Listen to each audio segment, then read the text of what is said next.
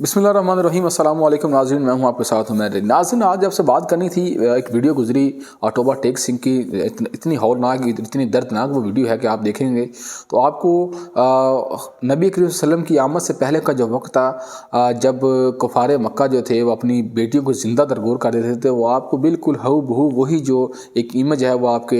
کے سامنے آئے گی کہ توبہ ٹیک سنگھ میں ایک والد جو ہے وہ بیٹھا ہوا ہے، اس کی سربراہی میں اس کا جو بیٹا ہے وہ اپنی بہن کا جو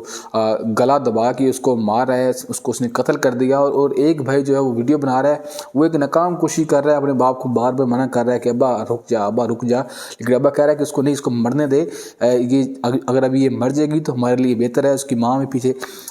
سسک رہی ہے، ایک چھوٹی بچی ہے وہ بھی سسک رہی ہے، لیکن اس خبیث آدمی نے اس کی جتنی بھی مذمت کی جائے، اس کو کتنی بھی گندی گالیاں دی جائیں وہ کم ہے۔ میں یہ بہت کم جو ایک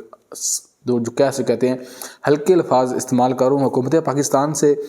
اور وزیر اعلیٰ مریم نواز شریف صاحبہ سے یہ گزارش ہے کہ اس درندوں کو، ان کو سخت سے سخت سزا دی جائے، ان کو پھانسی کی سزا دی جائے اور سر عام پھانسی کی سزا دی جائے، اور اس طرح کے آئندہ جو غیرت کے نام پہ جو قتل کیے جا رہے ہیں ان کی